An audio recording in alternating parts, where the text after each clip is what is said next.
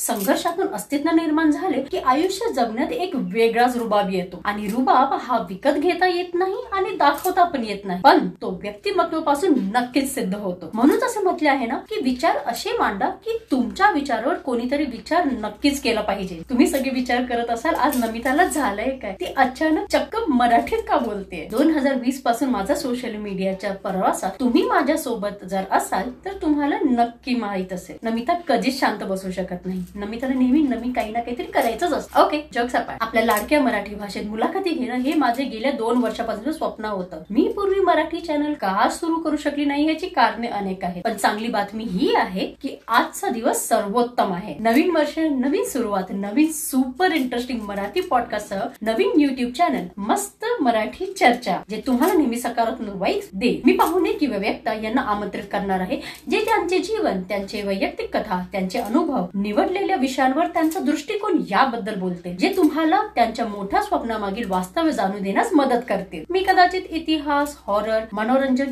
विनोद, विज्ञान, व्यवसाय, आरोग्य, कला आणि असं बरंच काही या विषयांवर सुद्धा चर्चा करू शकते. मला समर्थन द्या, लाईक करा, शेअर करा, कमेंट करा आणि सबस्क्राईब करा, नाहीतर आपली भेट अवघड आहे. जर तुम्ही या चॅनलवर नवीन असाल तर माझे एक्झिस्टिंग युट्यूब चॅनल सुद्धा पहा. नवीन वर्षाच्या निमित्ताने तुम्हाला आणि तुमच्या परिवाराला खूप खूप प्रेम आणि शुभेच्छा. चला मग सुरुवात करूया.